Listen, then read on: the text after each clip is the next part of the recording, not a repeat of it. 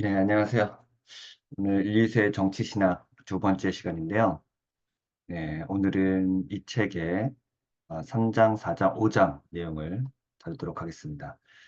책을 읽어보시는 분들은 알겠지만 1장, 2장에 되게 중요한 내용이 대부분 담겨 있는 것 같습니다. 특별히 해밀턴이 주장하는 새로운 인간 중심주의라는 내용이 2장에 담겨 있는데 그 내용이 가장 중요한 부분이고 도발적이면서도 가장 논의에서 핵심이 되는 주장 같아요. 그래서 그 부분을 여러분이 열심히 읽으시면 될 것 같다는 생각이 들고요.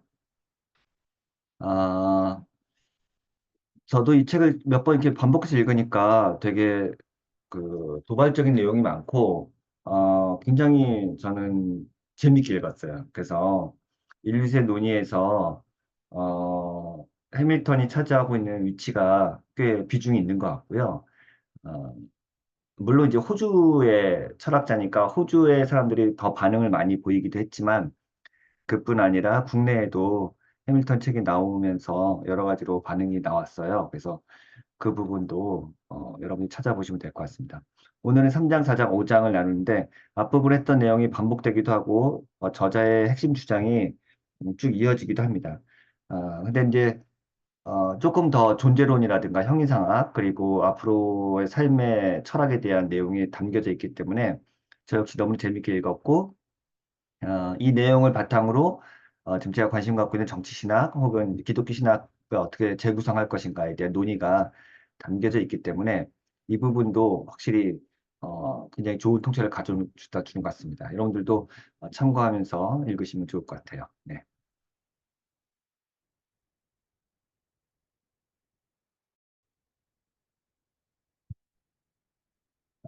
먼저 3장 친구와 적이라는 제목으로 하겠습니다.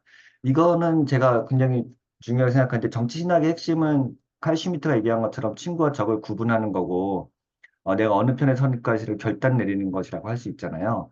그렇기 때문에 굉장히 핵심적인 내용이라고 생각이 들고 어, 네, 그렇습니다. 그래서 자연을 그동안 인간이 제가 지난번에 얘기했지만 인간이 인간을 감싸주는 어떤 어머니 혹은 인간의 삶의 배경이 되고 어떤 근거가 되는 그런 틀, 뭐 이런 방식으로 우리가 설명을 많이 했었거든요, 이 문학에서는.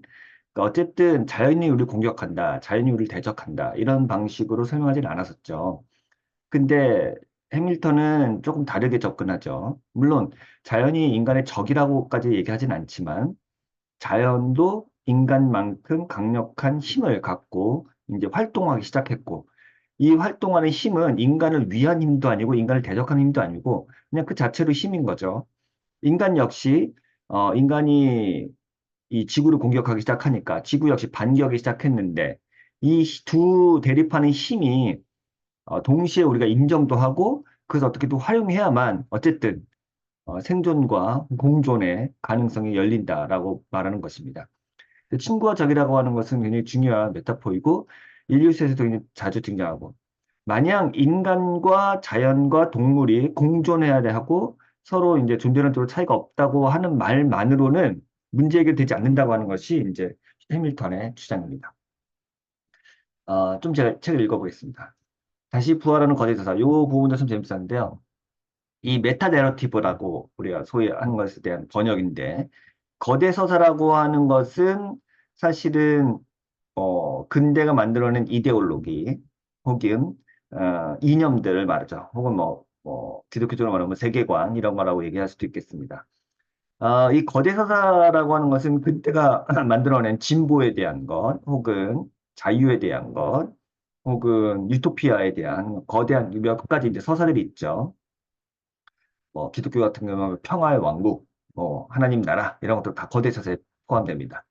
근데 이 거대서사에 대한 비판이 이제 포스트 모더니스트들의 가장 중요한 작업 중에 하나였고, 그리고 이 거대서사가 갖고 있는 맹점 중에 하나는 결국 이데올로기 비판, 똑같은 이데올로기란 게 뭐예요?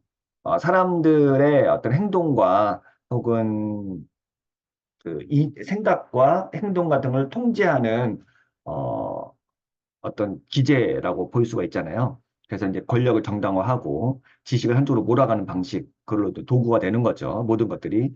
이런 것들에 대한 비판이 있는데 리오타르 장 프랑스와 리오타르라고 이제 포스트 모던의 조건이라고 하는 유명한 책이 있죠.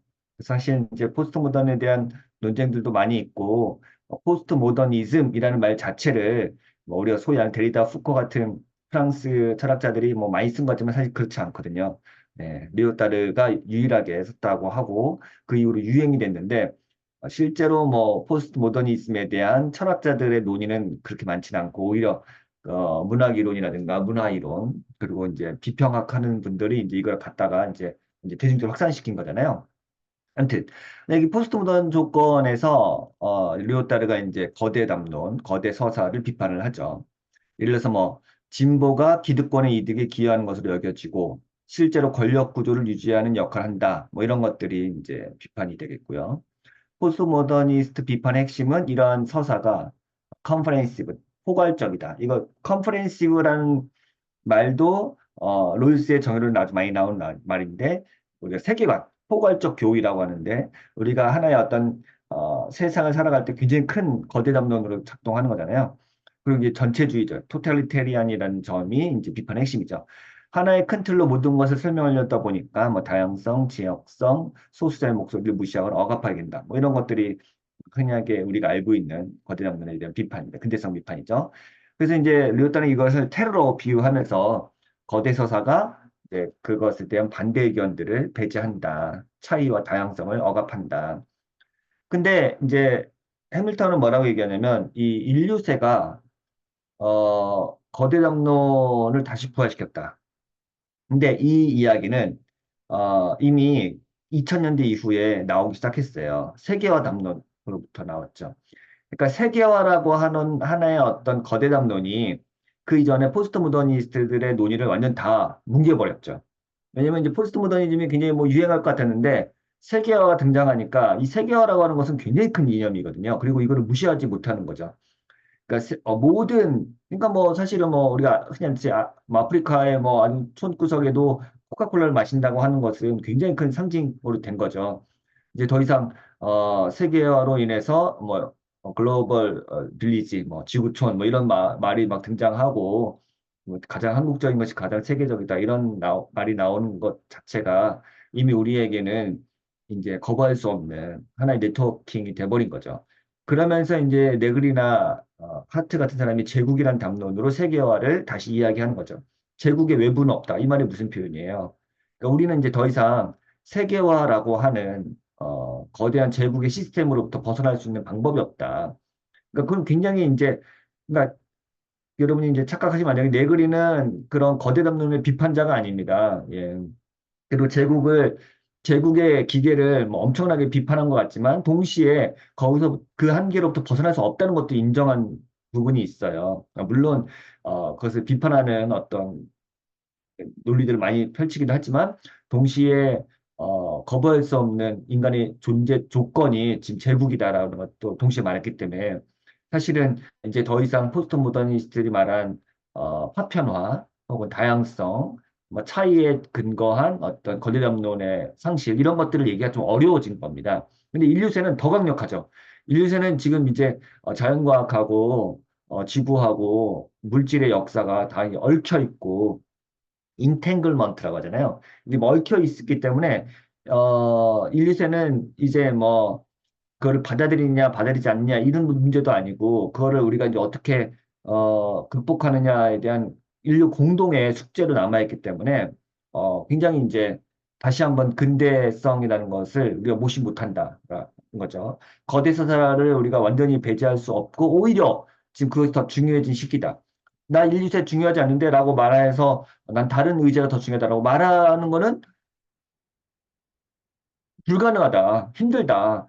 지금 인류세는 단순히 뭐 1세계의 문제도 아니고 3세계의 문제도 아니고 무슨 뭐 가난한 자, 부유한 자의 문제도 아니다. 이거는 인류 공동의 지금 문제다, 과제다. 그러니까 아젠다라고 하죠. 아젠다 던져졌는데 이 던져진 아젠다는 어 근대의 거대 담론을 다시 부활할 만큼 굉장히 강력한 서사다라고 하는 게 이제 해밀턴의 이야기고 이거는 공동의 해밀턴만 얘기하는 건 아닙니다. 되게 중요한 거죠. 그래서 이제 130조에 보면은 우리는 지역적인 세계를 능가하는 역동적이고 진화하는 전체로서의 점차 모든 지역의 운명을 판가름짓는 지구에 살고 있다. 새로운 역사 철학은 반드시 인간과 지구를 하나로 합쳐 생각하는 통합된 역사여야 하기 때문이다. 이런 측면에서 새로운 거대 서사는 역사적 흐름을 통하여 위에서부터가 아니라 인간과 지질학 역사를 수렴해 통해 아래로부터 인식됩니다. 뭐 이데올로기라는 것이 우리가 이제 인식의 하부 구조를 통해서 허위 의식, 상부 구조가 만들었다는 거잖아요. 근데 사실은 인류세란 거는 어, 상부 구조의 이제 허위 의식이 아니라 밑에서부터 올라온 말 그대로 밑에서부터 이제 엮여 들어간 거대한 담론이라는 말이죠. 네. 인류세는 인간 자연 관계를 재정의하는 전체적인 큰 이야기를 요구한다는 점에서 거대 서사의 부활로 해석되는 거죠. 이런 견해는 울리 백이나 브루노 아뚜로를 통해서 확산되었고, 포스트 모더니즘의 상대주의와 다원주의를 넘어서 글로벌 위기를 대처하기 위한 포괄적 서사가 필요하다는 주장으로 이어졌죠. 네, 인류세를 통한 새로운 거대 서사는 현재의 위기를 진단할 수 있는 이론적 도구이면서 새로운 인식론적 전환을 요구하는 중요한 개념들이 됩니다. 그런 점에서 인류세는 거대 서사의 비판적이었던 포스트 모더니즘에 대한 디톡스로 작용하게 됐고, 메타 모더니즘이라는 신조어를 만들게 됐습니다. 제가 그래서 검색을 해봤죠. 왜냐면 지금 인류가 지금 나아가야 할 굉장히 중요한 기로에 서 있고 이걸 어떻게 극복하느냐에 대한 문제가 담겨져 있는데 아, 그러니까 패러다임이란 말이 그런 거잖아요. 지금 전체 사람들이 그 틀을 통해서 모든 것을 설명하려고 하는 방식인데 이 패러다임이라는 말의 그 에피스테메 그러니까 지금 모든 존재론과 인식론이 거기에 걸려 있는 것이 이제 인류세가 되기 때문에 다시 이제 모더니즘의 부활인데 그래서 이제 그 포스트 모더니즘의 상대주의라든가 혹은 다원성에 대한 그 통찰, 그러니까 모더니즘이 갖고 있는 폭력성과 테러리즘을 극복하고 동시에 포스트 모더니즘이 갖고 있는 그 상대주의를 극복할 수 있는 방법.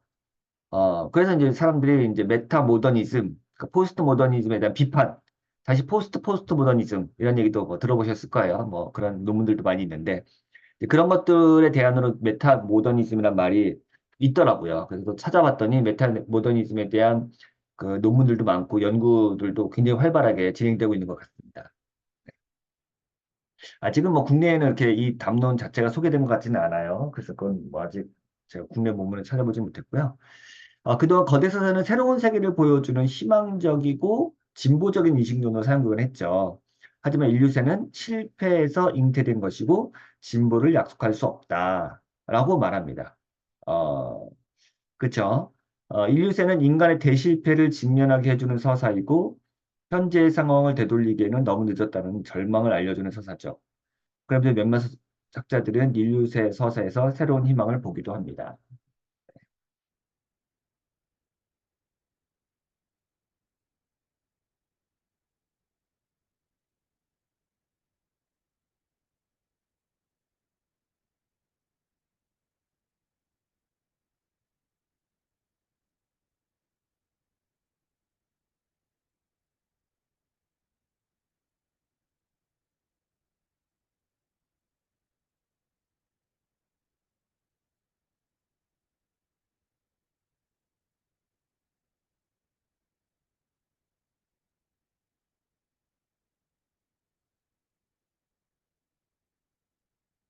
네. 녹화가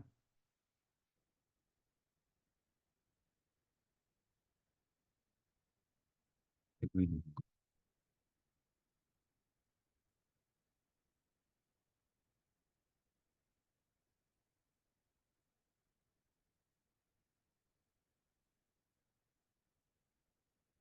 네. 예를 들어서 타페이라고 하는 학자의 논문을 찾아봤는데요. 인류세의 디스토피아적 비전을 넘어서 희미한 희망을 이야기한다고 하네요. 포스트 자본주의 미래를 새롭게 그리려고 합니다. 리오타르의 죽음 선언 이후 불가능했던 집단 행동을 가능하게 만드는 동력이 될 수 있다. 이 말은 뭐냐면은 그러니까 사람들이 근대에는 뭐 발전이라든가 진보라든가 뭐 잘 살아보자. 뭐 경제 성장, 성장 담론 이런 것들이 어떤 그 동원시키는 그러니까 권력에 의해서 동원시키는 어떤 굉장히 큰 이념이 되잖아요. 근데 이제 인류체란 것이 지금까지 사람들 흩어져 있던 개인들을 집결시켜서 그 새로운 행동을 촉발시킬 수 있는 굉장히 중요한 모티베이션으로 작동할 수 있다라고 하는 이야기죠. 네. 네. 그래서 이제 뭐 기술과 멸종 그리고 디스토피아 이런 것들 그리고 희망 이런 것들을 이제 엮어서 설명하는 논문들이 꽤 많더라고요. 제가 이제 그 여기서 얘기했지만 인류세라고 하는 것이 일단 실패를 인정하는 거고, 그러니까 인간이 만드는 시스템과 근대 체계, 여기는 뭐 자본주의, 뭐 기술, 그리고 뭐 인간의 어떤 세계상 이런 것들이 다 실패했다는 것을 알려주기 때문에 실패의 형이상이라고 말도 많이 하거든요. 그리고 지금은 이제 더 이상 다시 옛날로 돌아가기 어렵다는 것, 이제 그 얘기도 했었고, 그래서 이제 인류세 시대에 우리가 소위 이제 거대담론을 말할 때 희망적인 메시지를 딱 전달하기가 되게 어려운 거죠. 그래서 제가 지난번에 얘기했지만 기후 운동, 환경 운동하는 사람들이 우울증이 심각하다고 얘기하는데 그 원인 중에 하나는 이제는 해도 안 된다는 거를 이제 알게 된 거죠. 그리고 더 이상 어, 비전이라든가 희망이 보이지 않는다는 걸 알게 된 거죠. 근데 이거는 이제 인간에 대한 대실망이기도 하고 우리 인간이 그동안 해왔던 결정에 대한 실망이기도 합니다. 자, 그러면 이제 그 다음에 인문학자들이 뭘 할까요? 기술 때문에 극복할 수 있다. 뭐 하나님께서 도와주실 거다. 그래도 우리에겐 희망이 있다. 이런 말을 하기가 어려운 거예요. 그래서 희망이란 담론이 어떤 방식으로 재구성되어야 되는지에 대한 논의가 많습니다. 근데 이 희망이란 말은 뭐하고 연결돼요? 종말론하고 연결되거든요. 왜냐면은 여러분이 뭐 흔히 알겠지만 몰트만이 희망의 신학이 결국은 바르트가 했던 기독론 중심주의를 종말론 중심주의로 바꿔버린 거거든요. 그렇죠? 몰트만에게는 신학의 첫 구조가 신론으로 시작하는 게 아니라 종말론으로 시작해요. 왜냐면 종말은 곧 하나님의 도래, 커밍 갓이거든요. 미래로부터 오는 하나님, 오시는 하나님이거든요. 그리고 이 지금의 현재도 미래로부터 오는 거라는 개념이 강해요. 그건 결국 그래서 희망의 신앙, 희망의 윤리를 말하는 건데 지금 이게 가능하냐는 거죠. 그죠? 그러니까 희망을 말하기 어려운 상황이 된 거고 결국 기독교 신앙의 종말론은 재구성돼야 되는 거고 그러니까 희망을 말할 수 없다고 했을 때에 기독교 신앙이 갖고 있는 구원론, 종말론, 더 나아가서 뒤집어서 신론은 어떻게 구성되야 되는가 이런 것들이 이제 아주 중요한 숙제고요. 지금 제가 이따가 얘기하겠지만 이런 방식을 논의하는 게 Theology on a Defined God이라고 Define Us 그러니까 해밀턴의 논의를 갖고 호주의 신학자들이 그 계속 연구한 책에 굉장히 그런 내용이 많이 담겨져 있어요. 또 다른 그 논들도 제가 소개를 하겠습니다.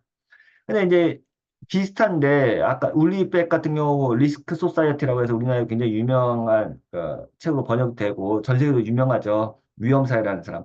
위험사회라는 책이요. 그래서 이제 근대가 만들어낸 근본적인 그 불안과 위험성에 대비하는 것, 그것을 우리가 이제 관리하는 것이 사회의 가장 큰 중요한 어떤 태제가 될 것이라고 말한 게 위험사회인데 울리백 같은 경우에 2000년대 이후에 위험사회론을 오랜 시간 주장하다가 지금 오늘 같은 기후위기라든가 생태적인 파국에 대한 논의를 하면서 2016년에 책을 하나 쓰는데 근데 이제 그 전에 2015년에 논문을 발표하죠. 거기서 이제 Emancipatory Catastrophe 참 발음이 어렵네.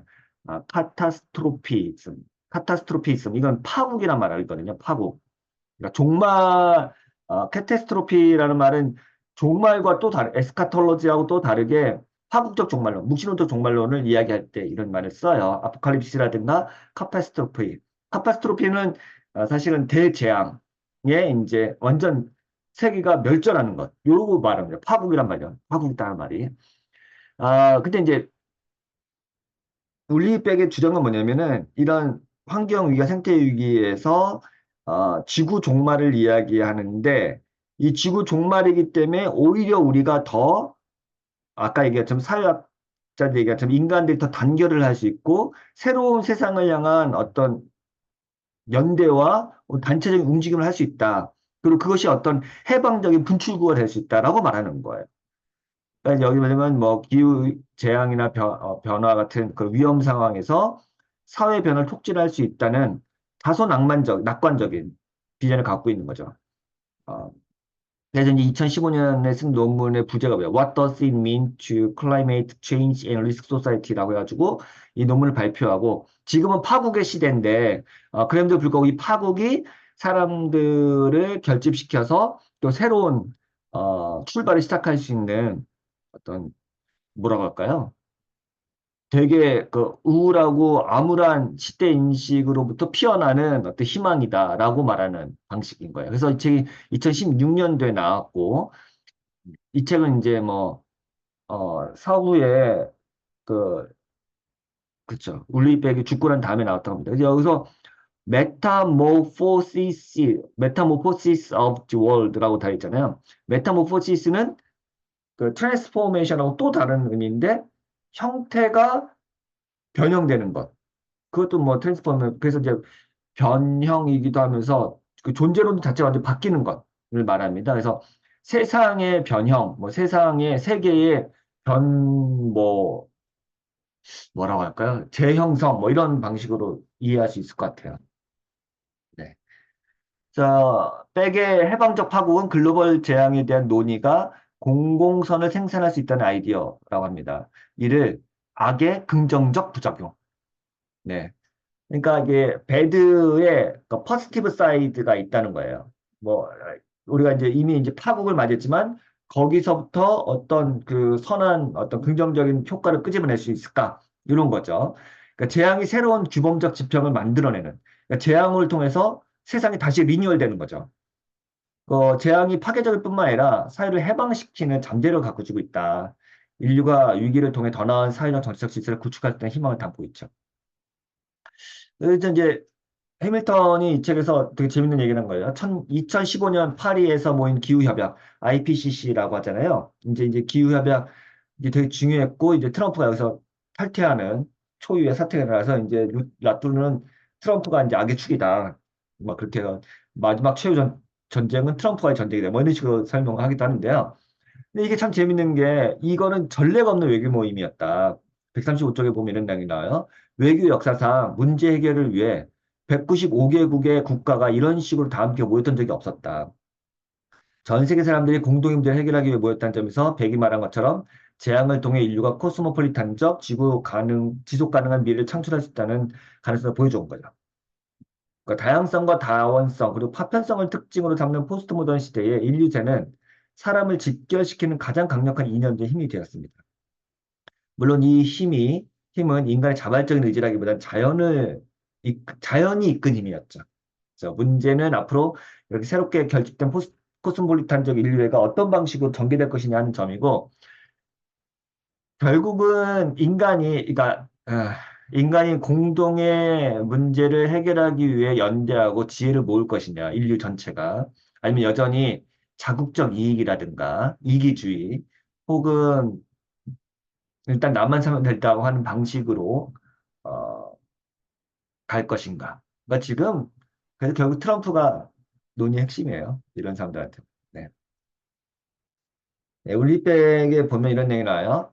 변형의 개념은 현대사회의 오래된 확실성이 무너지고 완전히 새로운 것이 등장하는 훨씬 더 급진적인 변화를 의미합니다. 세계의 이 변형을 이해하려면 새로운 시작을 탐구하고 오래된 것에서 새로운 게 등장하는 것에 초점을 맞추며 현재의 혼란 속에서 미래의 구조와 규범을 파악해야 합니다. 이를 위해서 방법론적 국가주의에서 방법론적 코스모폴리타니즘으로의 전환이 필요하다.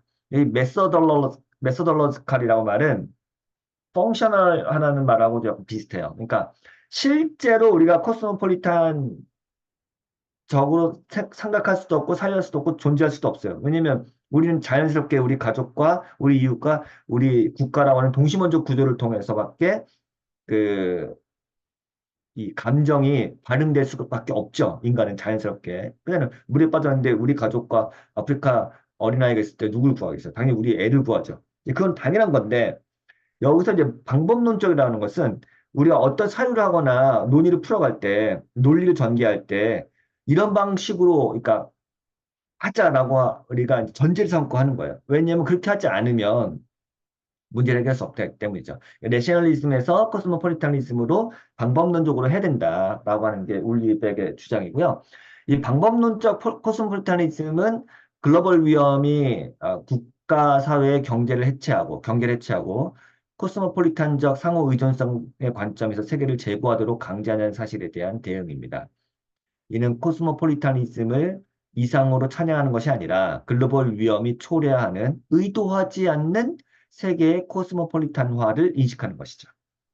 그래서 이제 코스모폴리타니즘에 대한 비판도 많거든요. 예, 그래서 이제 이걸 공동체주의자들 비판도 좀 빼하는데, 그럼에도 불구하고 인류세가 아까 제가 다시 해야겠지만 메타 내러티브로서 작동을 하고 있고, 실제로는 코스모폴리타니즘에 대한 논의가 더 강조되는 상황이 된 거죠.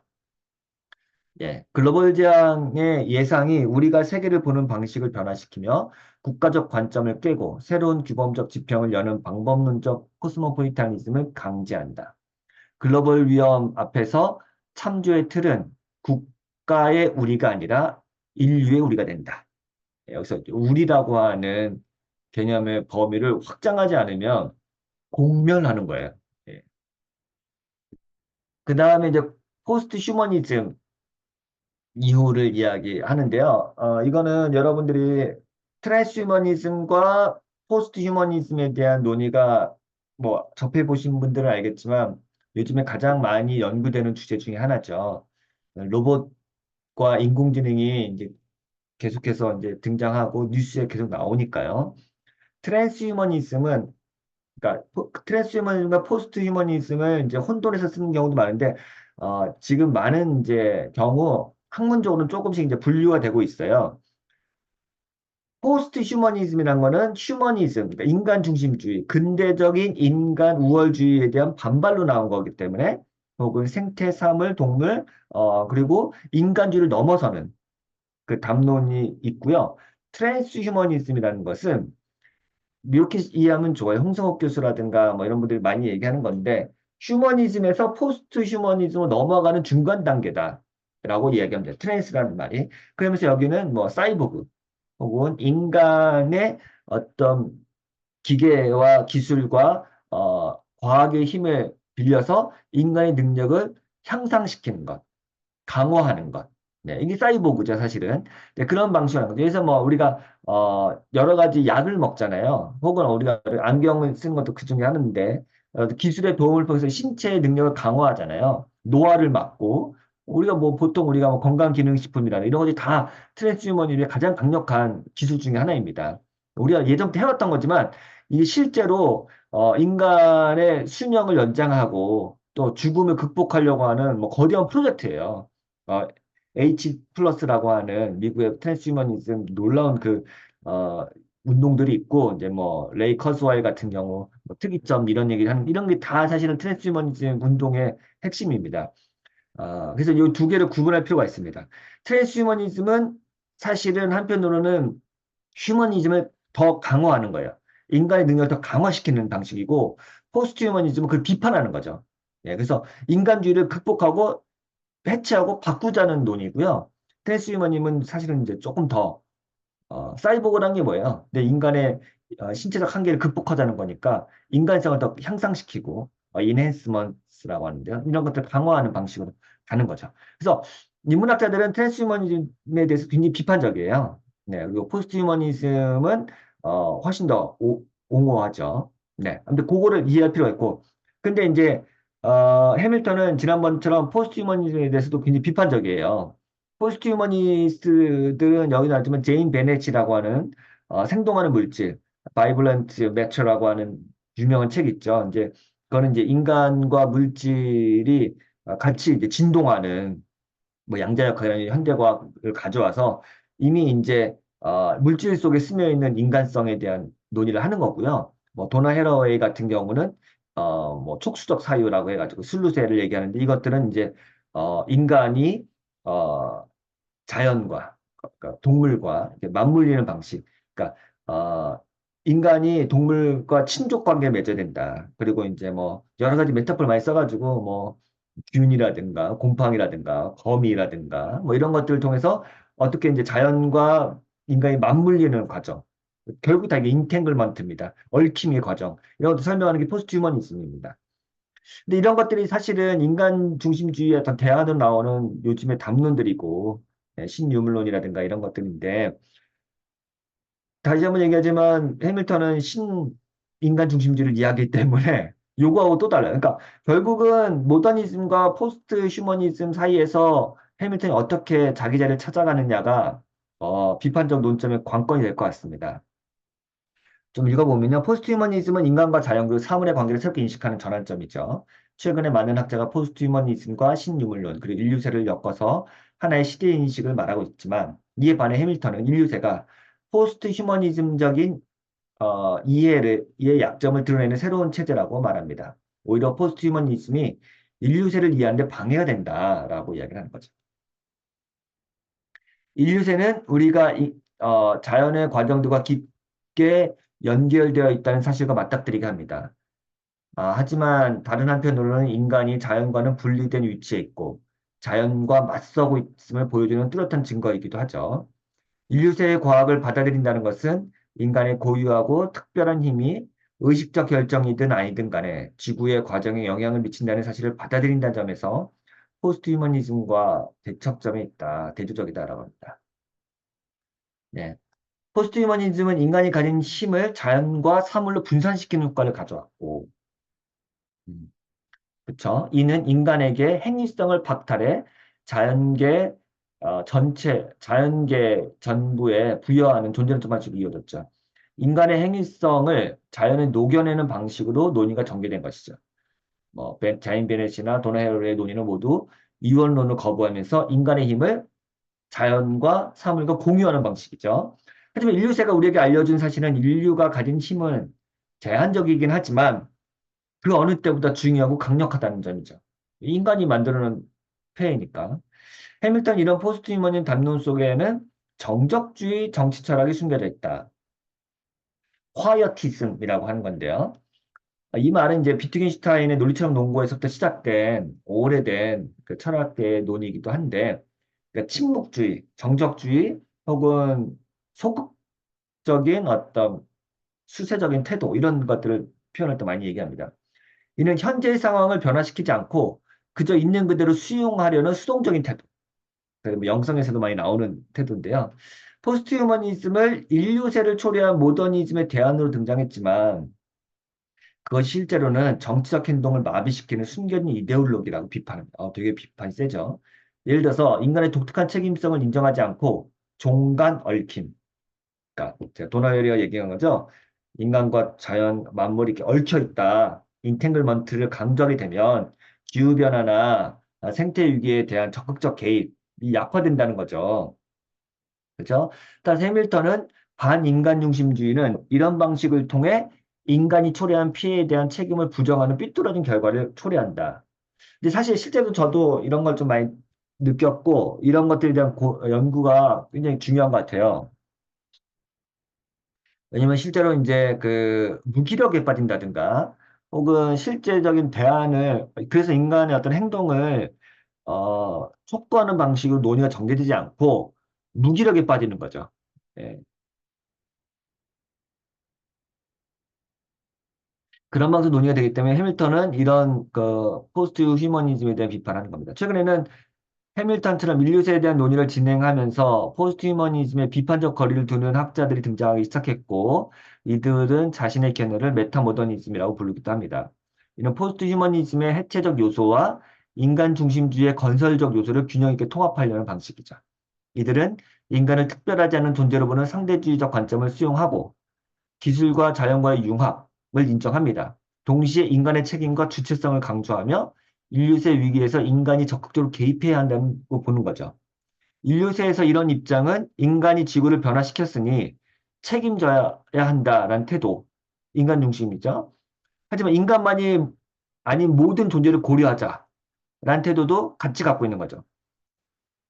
이걸 균형을 맞추자는 거죠. 그러니까 메타모더니즘은 포스트 휴머니즘의 종관 얽힘을 인정하면서 인간의 지배적 역할을 강조하는 거죠. 예를 들어서 AI나 바이오테크를 통해 인간을 향상시키되 이를 비인간 존재와 조화롭게 해야 한다고 보는 것이죠. 이는 정적주의를 피하고 침묵주의를 피하고 실천적 행동을 촉구하는 효과를 가져옵니다. 예, 그래서 보니까 메타모더니즘에 대한 책들을 제가 소개했고 어, 이런 내용들이 좀 있는 것 같아요. 그래서 참고해 볼 만하다. 네. 포스트 모더니즘 이후에 허무주의, 니힐리즘이 되게 강력한데 이제 그것을 극복하는 방식으로 메타모더니즘을 이야기하는 거라고 이해하시면 되겠습니다. 그 다음으로는 이제 자연의 이상 형상이라는 챕터인데 신유물론과 포스트 휴머니즘은 인간과 동물, 인간과 자연의 경계를 지우고 구별을 없앴죠. 이런 이론들은 자연과의 애니미즘 혹은 토테미즘적 합일로 돌아가는 경향이 강합니다. 제가 여기 이제 유기쁨 선생님의 논문을 했는데 유기쁨 선생님은 서울대학교 종교학과에서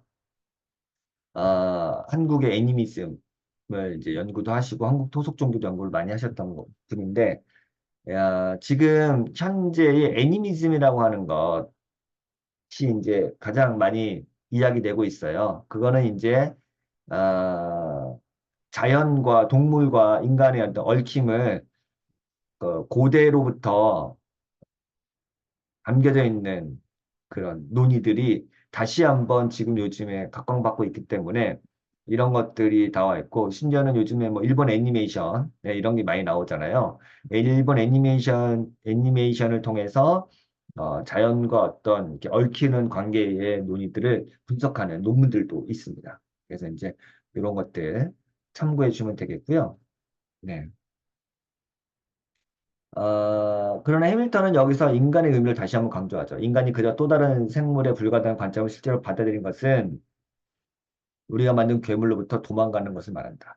라고 이야기를 합니다. 좀 더 읽어보면 인간은 실제로 자연에 그리고 수십 년 동안 지구 시스템에 맞물려 있지만 이런 맞물림은 행위성과 주관성을 파괴하는 것이 아니라 이를 제한하면서도 최대한 발현할 수 있게 한다. 따라서 인류세는 이원론을 약화시키는 동시에 재확인하기도 한다. 라고 하면서 뭐 좀 어정쩡한 스탠스일 수 있겠는데 실제로 얽혀 있으면서도 동시에 구분되는 방식으로 논의를 전개해야 된다라고 하는 게 해밀턴 논이라고 하겠습니다. 우리는 인간에게서 인간의 고유한 행위성을 박탈하는 존재보다는 연결망 안에서 인간의 고유성에 기반을 둔 존재로는 필요가 한다. 아시겠죠? 이게 되게 중요한 것 같아요. 이제 우리에게 남겨진 과제는 주체와 객체의 구분을 거부하는 게 아니다. 주관성이 취하는 특정한 형태와 그것이 무엇이 되어야 하는지를 이해하는 것이죠. 네. 인간을 자연으로 다루면서 자연 이상의 존재로 만드는 것은 행위성이다. 에이전트다. 해밀턴은 이 인간의 행위성 이외에 그 어떤 것도 지금의 지구 시스템에 영향을 미칠 수 있는 것은 없다고 말하고 인간의 힘은 그 어느 때보다 강력하다고 말합니다. 네, 계속 이제 이런 포스트 휴머니즘에 대한 비판이 있는 거죠. 지금의 문제 상황을 해결하기 위해서 다시 낭만주의로 돌아가자는 대답. 우리가 문제를 일으켰는데 존재론적으로 순수한 상태로 돌아가자고 말하는 것인데 이건 결코 답이 될 수 없다. 어, 이런 복고주의. 이 복고주의는 아까 애니미즘도 그렇고 낭만주의도 그렇고 이런 방식으로 돌아가서 거기에 우리의 해답이 있다라고 하는 방식. 사실은 이게 기독교 신학에도 많이 나오는 거죠. 성경에 고전의 답이 있다. 지혜가 있다. 물론 맞아요. 저는 이런 방식도 상당히 저는 중요하다고 생각해요. 그러니까 근대성이 갖고 온 폐해라든가 인간중심주의라든가 인간의 어떤 오만함, 휘브리스를 통해서 이 세계가 망가졌고 그렇기 때문에 우리가 근대 이전으로 돌아가야 되고 근대 이전에 어떤 자연과 함께 친족을 만들고 그들과 함께 공존했던 어떤 그 약간 낭만적이고 목가적이고 아름다운 그 세계상이 있잖아요. 거기로 우리가 돌아가야 된다. 그리고 거기에 대답이 있다. 그리고 거기에 우리 인류가 나아갈 방향이 있다. 뭐 지혜가 있다. 그것이 이제 고전과 성경, 그리고 우리가 이제 보는 어떤 자연주의적, 그 낭만주의적 세계관. 그래서 그런 것들이 이제 유행을 하잖아요. 근데 해밀턴은 과연 근대를 거쳐온 인간이 근대를 가로치고 다시 과거로 돌아가는 게 해답일까? 그것이 우리의 어떤 궁극적 목표가 돼야 될까라고 질문하고 현실적으로도 불가능하고 또 실제로도 그것은 우리의 문제 회피들이 우리가 만드는 괴물로부터 우리가 도망가는 거지. 그 문제를 만드는 괴물하고 맞닥뜨려서 문제를 해결하려고 하는 어떤 어른의 모습은 아니다라고 말하는 것 같아요. 저 역시 근대성이 갖고 있는 엄청난 폐해가 모순과 폭력성을 가로치는 방식, 그거를 이제 포기하는 방식으로 가는 건 저는 문제기는 아니라 생각하고, 어쨌든 우리는 근대적으로 세계를 사고하고, 근대적인 인간에 대한 엄청난 비판에도 불구하고, 근대적인 인간이라는 걸 인정할 수밖에 없어요. 우리는 과학의 힘을 믿고 있고, 어, 탈주술화된 세계에 살고 있거든요. 그리고 그렇게 우리는 존재 방식으로 그렇게 될 수밖에 없는데, 다시 우리가 중세 사람들처럼 벼락을 치면 하나님이 노하셨고 천사들이 우리를 지켜주고 있다. 이런 방식으로 인챈트먼트라고 하죠. 그런 방식으로 살 수 있을까? 그리고 그것이 우리의 대안이 될까? 뭐 그런 생각이 듭니다. 신학도 예외는 아니었어요. 근데 대표적으로 이제 급진 정통주의자들 들 수 있는데요. 근대 이전의 존재로 돌아오자 뭐 주장하고 이게 이제 다시 이제 중세의 회귀가 될 수도 있고요. 근데 지금은 이제 사회가 분화되고 분업화되어 있는데 이것을 다시 통합적인 세계, 모든 것이 다 하나고 세계 영원으로 이제 우리가 이제 회귀하고 뭐 이런 제기하는 이런 방식의 세계관이 우리의 대안이 될 수 있을까? 그래서 기후위기를 극복하고 지금의 상황을 해결하기 위한 지혜와 통찰이 원주민들의 삶에 있다고 말하는 방식, 뭐 이 책이 해밀턴 책이 나오는데 그런 방식으로 문제를 해결하고 이제 돌아가려고 하는 이야기들이 나와요. 그것도 문제 있다. 휘트니 바우만이라고 하는 미국의 이제 종교 철학자가 있고, 저도 이제 이분의 강의를 이제 온라인으로 수업 시간에 든 적이 있는데, 이분은 조금 이제 이런 비판들을 인정하면서도, 다시 한번 어떻게 이제 인간과 자연, 그리고 근대성, 포스트 휴머니즘이 그 지구 행성이라고 하는 것, 행성성이라는 것을 어떻게 연결시킬 수 있을까 고민하는 분인데요. 이런 분이 이제 논의를 많이 하죠. 이제 Developing a Critical Romantic Religiosity for a Planetary Community라고 하는 뭐 용어들을 뭐 다 자기가 이제 신조어를 만들어서 복합시킨 건데 이런 논의들을 이제 합치려고 하는 거. 이분은 이제 쉘링에서 이제 그 아이디어를 착안해서 그러니까 뭐 지금까지 했던 얘기 비슷해요. 자연과 자유를 엮으려고 하고 인간과 자연, 인간이 자연의 역사에 녹여 들어가 있으면서도 인간이 어떻게 자유를 발현할 것인가. 뭐 이런 것들이 이제 다 이 관련된 논의라고 할 수 있습니다. 그래서 위트만 바우만 같은 경우는 크리티컬 플랜테너리 로맨티시즘이라고 하는 신조어를 만들었어요. 그래서 이제 뭐 플랜테너리는 지구의 행성성, 행성으로 보는 것. 그 말은 뭐냐면 우리가 지구적 사유물의 생태적 사유, 뭐 지구적 사유를 했는데 그걸 더 넘어서 태양과 달과 지구와 그 안에 있는 생태계와 대기권 모든 것들을 엮어서 생각하는 행성으로 바라보는 사유라는 거고 이게 뭐 최근에 뭐 스피박을 통해서도 뭐 우리나라에 소개되기도 했고 많은 이제 지구 신학, 예, Earth Theology 이런 것들을 한 사람들 우리나라에는 지구 법학 이런 학문 분야도 생겼고요. 이런 것들이 이제 지구라고 하는 행성의 오랜 역사와 그것을 인문학적으로 해석하려고 하는 방식의 다양한 이제 논의들이라고 할 수 있습니다. 실제로 어스티얼로지란 말이 생겼고요. 예. 지구법학이란 말은 지구법학학회가 지금 생겨서 많이 활동하고 있죠. 21세 시대의 생태적 진화적 위기 맥락에서 낭만적 자연관을 비판적으로 재해석하는 프레임이라고 할 수 있습니다. 바우만은 이 게임을 통해서 인간을 행성적 커뮤니티의 일부로 위치시키고 모더니즘의 환원주의와 이원론을 비판하면서 뉴 매트리얼리즘, 새로운 신유물론과 그리고 종교성을 통합하려고 하는 거죠. 낭만주의를 국지적 국가주의적 한계에서 벗어난 행성적 관점에서 확장하고 윤리적 정적주의를 극복해서 공생창조, 그러니까 심포이에시스, 공산 뭐 이렇게 얘기도 하는데요. 이런 것들을 촉진하려고 합니다. 뭐 요즘에 종교 철학자들 논의를 보면 알겠지만 뭐 신유물론 그리고 도나 헤로우의 촉수적 사유, 뭐 공산 뭐 이런 것들 다 얽혀 있고요. 여기 뭐 행성적 커뮤니티 이런 것도 다 이제 얽혀 있는 거죠. 이런 것들이 이제 다양한 방식으로 얽혀 있고 여기에 이제 종교성이라는 것을 얽혀서 하려고 합니다. 근대성의 역사적 진실을 거부하고 대안을 찾기 위해 근대 이전의 존재론들을 되짚어 볼 필요는 없다. 앞으로 나아가는 유일한 방법은 우리가 현재 처한 자리, 바로 근대성에서 출발하는 것이다. 인류세를 이해하는 세계관을 찾기 위해 근대 이전의 존재론 돌이돌아가는 것은 불가능하다. 뒤를 돌아볼 게 아니라 앞을 내다보며 더 큰 질서 안에서 생겨난 힘들과 모순에 의해 추동되는 근대성의 진화 과정 그 자체에 대해 성찰해야 된다. 근대는 환상이 아니다. 근대는 가장 큰 전망과 가장 큰 위험이 공존하는 시대이며 각각은 엄청난 정치적, 사회적 투쟁을 끝까지 치러낸 진정한 사회적 힘과 움직임으로 나타난다. 라고 이야기합니다. 저 역시 이런 관점을 좋아합니다. 왜냐하면 이제 찰스 테일러도 이렇게 이야기를 했거든요. 근대성이 가져온 폐해가 너무나 크지만 근대성을 의 대안으로 니체적인 허무주의로 간다든가 혹은 니체나 푸코적인 허무주의로 간다든가 혹은 아리스토텔리안 복고주의로 가는 것 다 문제가 있다. 그래서 우리는 근대성을 인정하고 근대성의 어떤 폐해를 끌어안으면서 더 나은 근대성으로 나아가야 된다. 더 나은 근대성이라는 말은 좀 어폐가 있죠. 근대성을 극복하고 새로운 근대성으로 나아가야 된다라고 하는 것들이 최근에는 뭐 성찰적 근대성, 뭐 반성적 근대성, 그리고 이제 아까 메타 모더니즘 뭐 이런 것들과 엮여 있고요. 찰스 테일러 같은 철학자들도 같이 엮여 있다고 보시면 되겠습니다.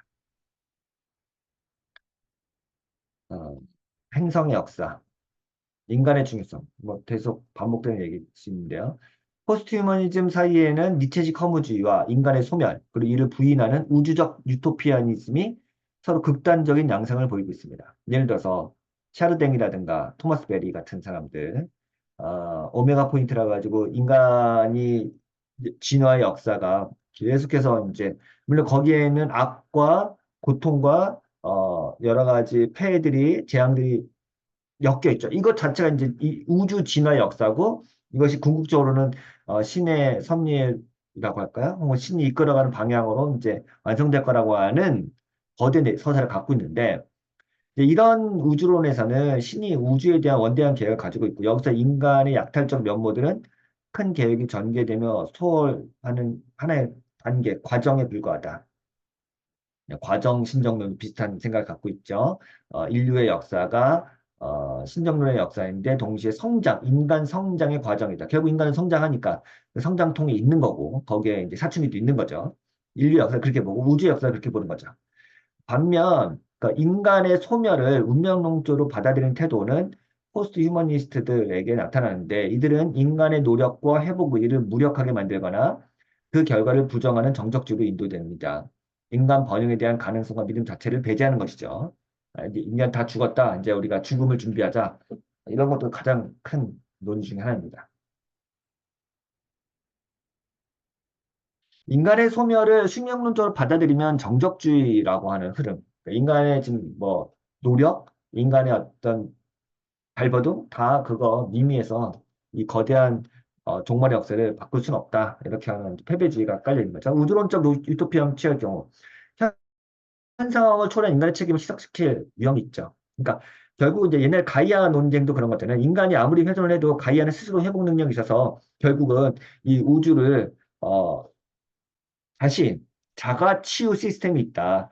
우주는 인간이 아무리 망쳐놔도 하나님의 섭리에 따라서 완성될 거다. 이렇게 보면 사실은 인간 역시 망쳐놓든 회복시키든 큰 뭐 어떤 중요한 요소로서 작용하지 않는 거고. 반대로 이제 완전히 이제 실패와 소멸의 역사를 받아들이게 되면 결국 망할 건데 인간이 뭘 노력하냐 이렇게 될 수 있는 거죠. 해밀턴은 계속해서 새로운 인간 중심주의를 대안으로 제시하면서 이는 인간, 비인간의 얽힘과 메타 모더니즘에서 말한 것처럼 포스트 휴머니즘과 인간주의가 결합할 수 있는 방법을 고려하지 않았다라고 이야기합니다. 실제로 뭐 도나 헤러웨이나 브루노 라토르의 경우에 굉장히 실천적인 방법으로 인간의 책임을 강조하고도 있기도 하죠. 예.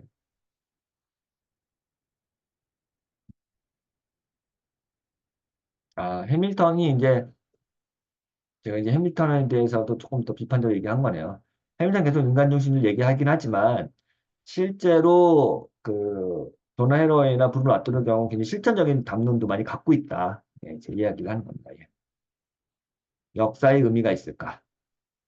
인류의 진정한 소명에 해당하는 것은 지구에 대한 숙고라기보다 지구를 변화시키는 것이 아닐까. 깊은 생각이 따라왔든 그렇지 않든 간에 우리가 인류세에 진입하게 된 계기는 우리가 생각을 해서가 아니라 행동을 취했기 때문이다. 그쵸? 우리가 단순히 생각하는 존재로만 정의된다면 인간이 환경에 끼친 엄청난 변화는 우연히 일어난 것이고 우리의 본성과는 관련이 없는 셈이다. 그러나 우리는 지금 인류세에 살고 있다. 예. 이제 세계사는 인간과 지구가 맺은 관계의 내재된 구조와 그 관계의 양상에서 등장한 서사다. 이것은 통제를 벗어난 행위성의 서사다. 이 서사 안에서 인간의 구원은 초월적인 영역에서도 경제성장이라는 무한한 약속에서도 찾을 수 없다. 오히려 구원은 다 함께 자제력을 발휘하는 인간들을 통해 일어날 것이다. 네, 이제 마지막입니다. 과연 인류세의 구원론은 어떻게 재구성될 것인가? 음. 지구의 역사와 인간의 역사가 맞물려 가는 거, 차크라바이트가 얘기한 것처럼. 그렇다고 한다면은 이제 인간의 구원, 여기서의 구원은 지속 가능성이라고 얘기합시다. 그거는 어떤 초월적인 영역에서 신이 우리를 지구의 역사를 바꾼다든가, 혹은 인간이 무한 성장을 해서 경제성을 통해서 지금 이 위기를 극복하자라는 방식, 이런 건 아닌 거죠. 결국 인간이 살려면 지구에 있는 모든 인간들이 연대를 해서 지금의 삶의 방식을 바꿔야 되고, 자제력을 통해서, 자제력이라고 하는 것 속에는 이제 자기 희생, 내 욕망과 욕구를 내려놓고 공존하는 방식으로 가야 된다는 거죠. 그게 구원이죠. 사실 저는 이런 방식의 논의를 저도 옛날부터 갖고 있었고, 인간은 자기 보존 욕구가 강력하다. 모든 존재들은. 그건 윤리적으로 평가할 대상이 아닌 거죠. 죽지 않으려고 하는 인간의 본능, 그걸 넘어서 인간 종의 본능. 당연히 이기적일 수밖에 없습니다. 내가 살았죠. 근데 여기서 내가 살려니까 인류의 역사하고 맞물려 있죠. 여기서 이타주의, 자기희생, 절제는 나의 생존과 타자의 생존이 맞물려 있다는 생각에서부터 출발을 합니다. 그렇기 때문에 내가 살려면 같이 살아야 되는데, 같이 살려면 지구가 살아야 되고, 지구가 살려면은 내 욕심과 욕망을 내려놔야 돼요. 플라스틱 소비를 줄이고 육류 소비를 줄여야만 이게 지구가 지속 가능하다는 거. 그 결국 내가 살 수 있는 방법이고 인류가 공존할 수 있는 방법인 거예요. 그러니까 지금은 소위 이제 코나투스라고 하는 자기 보존 욕구의 어떤 생애의 본능과 그 생애 본능을 이어가기 위해서 타자와 공존하려고 하는 것이 다 맞물려 있는 겁니다. 요것이 이제 중요하죠.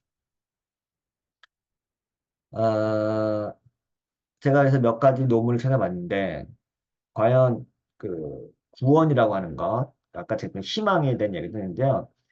티모시 로빈슨이라고 하는 학자, 그리고 조나단 보스턴이라고 하는 학자, 다 제가 알기로는 이제 그 호주의 신학자들인데, 호주라고 하는 것이 여러분이 아시겠지만 자연과 동물의 왕국 아닙니까? 그리고 생태계 보존이 잘 돼 있고, 그렇기 때문에 훨씬 더 자연 친화적인 논문들이 많고 연구를 많이 하고 있고, 생태 사물에 대한 연구를 많이 하고 있는데, 여기서 이제 이런 얘기를 했어요. Reimagine Christian hopelessness in the Anthropocene. 그러니까 인류세 시대에 희망 없음을 다시 생각하기, 다시 상상하기. 그러니까 희망이 없음의 희망, 희망 없음의 희망. 그러니까 우리가 희망이란 거는 종말과 미래, 하나님 나라에 대한 희망인데 이제 희망이 없어. 희망이 사라졌어. 그럼 우리는 다 어떻게 우리의 신학과 희망을 재구성할 것인가 하는 거죠. 이런 것들이 Keeping Hope Alive in Changing Times라고 하는 논문에서도 어떻게 우리가 희망이라고 하는 것들을 가지고 살 수 있을 것이냐라고 하는 것들 이야기합니다. 로빈슨은 인류세로 인한 생태 불안장애, 절망, 슬픔, 무력감, 즉 기후위기가 개인적, 집단적, 심리적 고통을 초래한다고 보는 거죠. 따라서 기존의 희망서상, 기술 혁신, 정치적 의지, 신의 개입, 이거 다 false optimism이다. 이게 잘못된, 거짓된 낙관이다. 이거 비판하는 거고, 이는 오히려 위기를 부정하거나 행동을 지연시킨다고 합니다. 근데 그렇다고 이제 절망이 깔려 있는 거죠. 그리고 이제 불안한 거죠. 예. 기독교적 희망을 재상상하려면 역설적으로 hopelessness, 희망 없음을 우리가 포용해야 된다. 이는 위기가 역전 불가능함을 인정하고, 이것부터 벌써 패배주의다. 이 위기를 극복할 수 없다. 거짓된 낙관. 우리가 뭐 기술 발전하면 극복할 수 있다. 이런 거 포기하고. 그럴 때 오히려 행동을 촉진할 수 있다라고 말하는 건데요. 로빈스는 희망은 미래를 향한 특권을 가진 이들에게만 가능하다라고 하는 말을 인용합니다. 특권적 관점의 희망을 비판하고. 그러니까 우주로 날아갈 수 있는 사람, 뭐 테슬라 같은 뭐 이런 기업들 혹은 예, 그러니까 이제 희망을 말하는 사람은 뭐 과학의 만능적인 힘을 믿는 사람들 혹은 뭐 특권층만 희망을 갖고 있다라고 이제 이야기하고요. 해방을 위해서는 희망의 십자가 처형을 제안한다. 희망을 처형해야 된다. 희망을 십자가에 못 박아야 된다. 이렇게 얘기돼요. 완벽하죠. 기후 위기가 희망의 위기를 초래했다. 절망을 인정하는 것이 논의의 출발점이다. 기술이나 정치에 의한 해결책을 제시하는 것은 거짓된 낙관에 기반한다. 그런 점에서 전통적인 기독교적 희망은 다시 상상되어야 한다. 신의 주권에 기대는 희망은 더 이상 인류세의 희망이 될 수 없다. 보네파처럼 하나님이 이 세상의 현실을 현존하는 방식으로 희망을 이야기하는 것은 약간의 도움이 될지 모르지만 그건 역시 부족하다. 그러면서 이제 로빈슨이 말하는 희망 없음 세 가지 차원. 첫 번째, 위기의 불가역성 인정. 예, 희망을 향한 첫 번째 스텝은 희망을 십자가에 못 박는 것이죠. 그리고 신성의 제위치, 셀리 맥파이그의 어, 하나님의 몸으로서 의 지구, 혹은 뭐 자연 내 신경, 신을 자연의 둠, 뭐 이런 것들. 결국 이거는 신의 죽음하고 연결되는 거죠. 자연의 죽음을 우리가 얘기하는 거니까. 그리고 행동의 내재적 가치. 우리가 희망을 포기할 때 우리는 두려움으로부터 벗어날 수 있고, 우리는 단순하게 일을 할 수 있는 것을 배우게 됩니다. 그러니까 성공 여부와 무관하게 행동 자체가 선하다는 걸 인정합니다. 그러니까 성공은 못한다. 우리는 실패할 거다. 그리고 우리는 이 위기를 극복할 수 없다. 라는 걸 인정할 때 그러면 우리가 왜 행동해야 되지?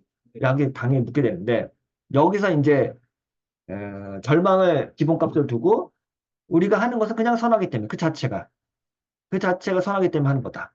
라고 하는 관점. 굉장히 이제 허무주의를 받아들이고 목전론적인 가치관을 배제하는 방식으로 우리가 어떻게 선을 행할 것인가라는 사르트르 같기도 하네요. 실존주의 휴머니즘입니다. 네. 결국 로빈스는 전통적 종말론을 넘어서 현재쯤의 희망으로 행동을 통해 지혜를 키우고 인간적으로 사는 것을 강조합니다. 이는 몰트만의 희망의 신학과 대비되는 개념이며 보네포나 틀리처럼 실존적 윤리적 행동을 강조합니다. 미래 구원이 아닌 현재 애도를 통해 희망을 찾습니다. 따라서 희망 없음은 행동을 마비시키지 않고 오히려 촉진합니다. 기후정의 운동이나 생태적 삶을 제한하기 때문에 인간 책임을 강조하며 정적주의를 피합니다.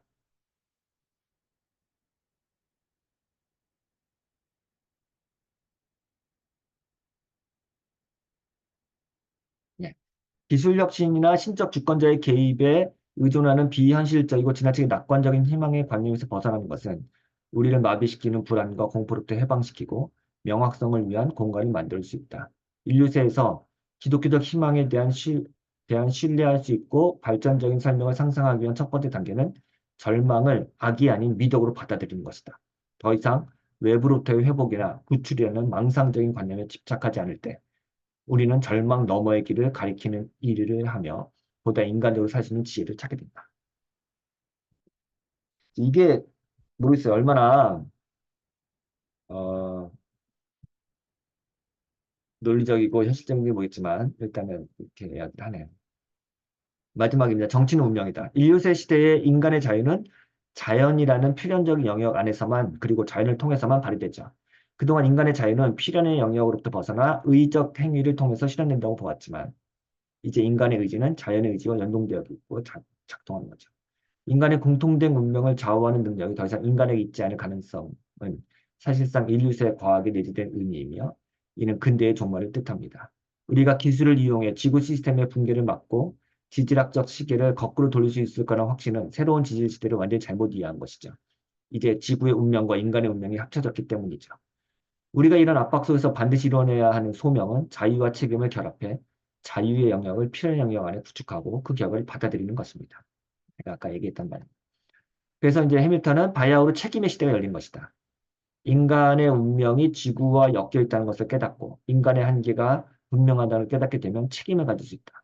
현재 인간이 역사적 전환점에 서 있다는 사실을 알고 중요한 시험과 도전의 길에 서 있다는 걸 인지한다면 인간의 행동에도 어떤 변화가 일어날 것이라 예측할 수 있다는 거죠. 책임을 지든 방관을 하든 선택과 관련된 힘들은 구체적인 역사적 힘이다. 내가 말했듯이 책임을 지고자 하는 편에는 지구의 물리적 한계, 실제 생태계 교란에 의한 피해 증거, 오랫동안 사역을 추구하는 이들의 논리, 환경보호주의자들의 정치적 힘, 자연의 아름다움과 안전한 상태에 대한 내밀한 애착, 그리고 보호할 의무가 있는 문화와 종교의 감각에 대한 과학적 통찰이 모여 있고, 이게 한쪽에 있는 힘이고요. 그 대척점에 있는 무관심의 편에는 이익 추구로 작동하는 경제 구조에 내재된 탐욕적인 집단, 공동된 관심을 가진 막대한 정치 권력, 물질적 풍요에 대한 끝없는 요구, 그리고 이와 더불어 의도된 무지와 무관심, 회피, 부인과 같은 인간의 약점들이 동원되죠.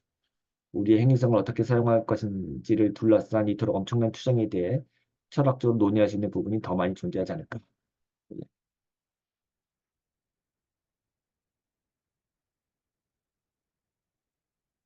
네, 마지막 진짜 말입니다. 5장 인간의 흥망성쇠인데요.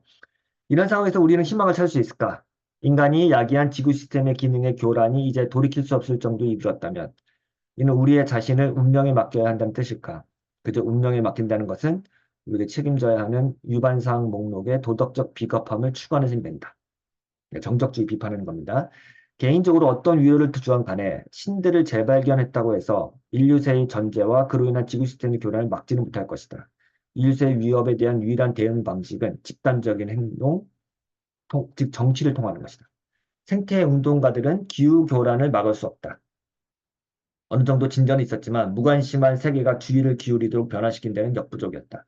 그럼에도 불구하고 그들은 역사의 전환을 위해 토대를 준비해왔다. 하지만 누구도 그 전환점이 언제 올지, 어떤 변화가 언제 찾아질지 알지 못한다. 네. 이제 그들은 신들이 제멋대로 행동한 아이들에게 등을 돌렸으며 그들 자신의 운명에 맡겨야 하는지 궁금해야 할 것이다. 신들은 이러지도 저러지도 못하고 관망하고 있다. 그들은 자문한다. 우주가 인류를 버린다는 것은 어떤 그러니까 성방초 어린아이가 지구를 망쳐놨어요. 그래서 신이 이 세상을 버렸어요.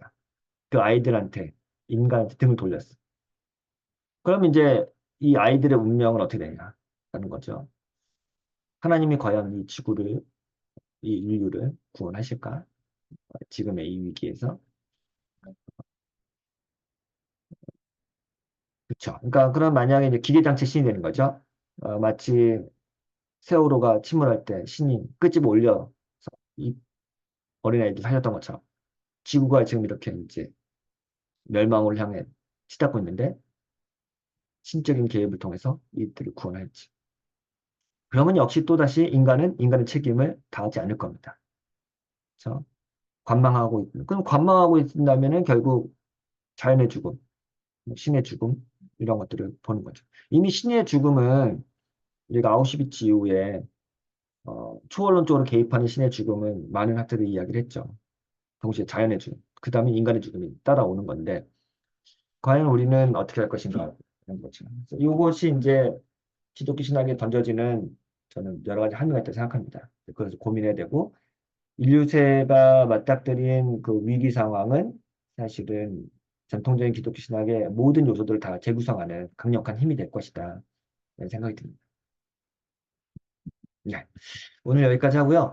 다음 주에는 인류세의 철학이라는 책으로 할 텐데 거긴 조금 더 철학적 내용이 많고 요즘에 유행하는 감독이 되게 많아요. 티머스 모튼이라고 하는 학자의 얘기도 있고 근데 저도 이제 많이 읽어보진 않아서 준비하면서 좀 공부하면서 관련된 자료들을 찾아보면서 해보겠습니다. 여러분들 그냥 모르겠어요. 뭐 어떻게 세미나 참석하는지 모르겠지만 영상 보시면서 공부도 하고 제가 드린 자료 보시면서 공부하면 좋을 것 같습니다. 네, 다음 주에 또 인사드리도록 하겠습니다. 다음 주에는 제가 1시에 또 찾아뵙도록 하겠습니다. 감사합니다.